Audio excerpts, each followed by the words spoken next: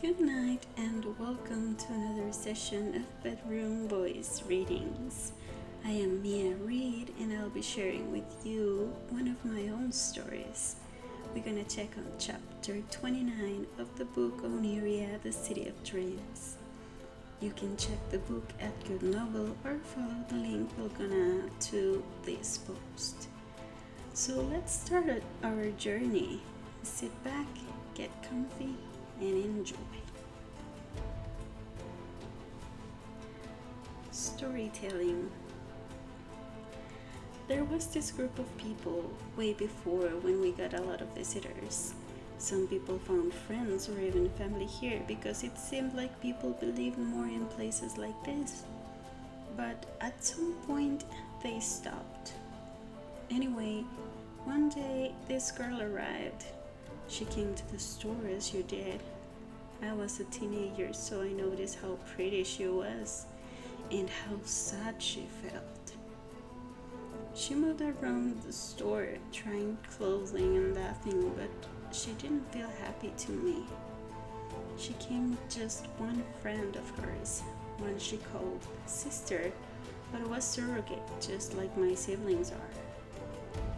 I overheard them talking about going to the mirrors. I mentioned to Rag, who was in charge of equipping visitors just as she did with you. But when she saw that girl, she was worried. "I don't think you should go in the mirror, pretty cat," she told her. "Why not?" she answered with a puzzled smile. "Because you're too sad. You might be in danger if you go in like that," Raquel finished, still adding some weapons to her attire.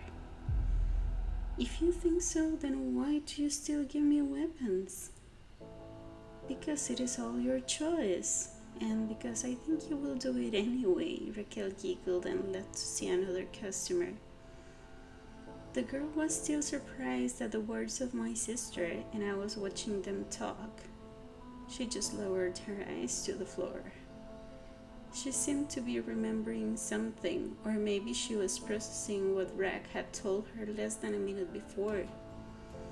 I was still looking at her, and she rose her head. She saw me and shared with me the saddest smile I've seen in my whole life. Then she turned and went with her sister. A couple of years later, I met this guy in a bar. His name is Victor. He was with some friends there, apparently celebrating his wedding. That was going to be the next day, so they were noisy. Almost all of them were drunk, and when he got tired of his friends making a mess, he turned and smiled friendly, raising his bottle. I was too close to their group, or better said, I was squished in a corner while they got almost the whole bar. He just started talking to me like I was one of his friends. At first I thought he was too drunk to notice I was not part of his group, but no, he was okay. He was just probably bored. He was the only one that was almost sober.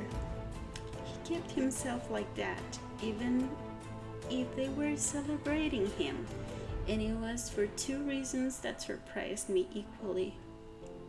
One was that werewolves had an impressively high tolerance to alcohol, and the other one was something he told me almost as a secret. "If I get drunk, my mate will get the hangover, and if that happens, she will kill me." I laughed, thinking that he was joking. "What?" I responded. He started telling me that he was a werewolf, something I didn't believe much. But then one of his drunk friends lost it a bit and changed in front of everybody. Shortly after, he fell asleep in the bar. He transformed back to his human form as soon as he lost consciousness and stood there butt naked for a few minutes until one of his friends offered to take him home. "Sorry for that," Victor laughed. "Now, you might be able to believe that I am a werewolf. But you said you had a high tolerance to alcohol." Yeah, to human alcohol. We produce a special brew that you can get in almost every bar here. That's what he was drinking. And you didn't drink that because if I get drunk, my mate will kill me and I couldn't attend my own wedding. He laughed a little more and I wasn't sure if I could take him seriously. Then he looked at the many bottles that decorated the wall behind the bartender and sighed. You know, today is exactly a year that I first saw her. She never remembers it, but it's because I saw her before she saw me. Besides the fact that the time in the mirrors goes differently. She spent a while in the mirror I was working on. Her friend was a regular visitor. She told Cami how the city was and the many things she saw here. She wanted so bad to come that it took her just 2 days to get here, and her friend came along. Her friend insisted that they both go on a mirror. She convinced Cami to get in, even if it was scary. Finally, she agreed, and then when they were at the portals, her friend said they should try separate mirrors. I'm glad that she did that because otherwise I would have never found her. But it was not a good thing. Cami was too sad to go on her own. It was even lucky considering all the things that could have gone wrong, that her fear was what it was. The mirror was about the fear to be loved. Can you imagine? She seemed to be engaged with a guy that was useless, to say it nicely.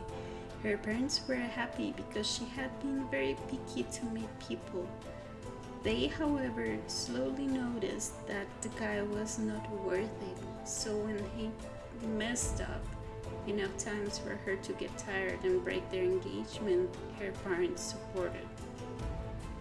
Luckily for her, they didn't insist, but her heart was too broken and she was pretty sure she would not allow herself to love anyone ever again. He paused and took a sip of his regular beer, and I was there just astonished. I was talking to a werewolf who was about to get married to a human girl he met while working on one of the mirrors. He noticed my surprised face and chuckled. Do you want to ask anything? You look like you have questions, he said. I have many, but I prefer if you tell me more about the story. All right, he smiled and continued. The girl came in as most of the time when a person comes into the first mirror, it was all dark. She started walking in and I could see her unprepared.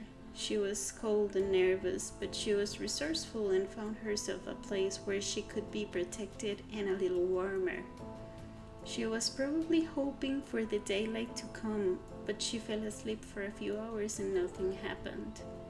I was supposed to be the one to make her face that fear, so I had to wait for her to wake up and get closer, as a human first. When she woke up, she saw me, looking at her, still at night and in the dream. She was scared because she had never found herself in the same dark nightmare she fell asleep previously. That didn't happen in her dreams before. What is this place? You don't remember how you got here? I do remember, but I thought it would be like a regular dream, that I would wake up and it would be over, she said, and she started telling me about her friend. I was really uncomfortable with the task before this was my mate. I only wanted to help her and take care of her, even help her out, but I had to do my job, especially for that because this will help her. So you knew as soon as you saw her? Of course, werewolves can smell their mate. She smelled like lilies in rain. Smells, I mean, but yeah, the memory. I was surprised by it.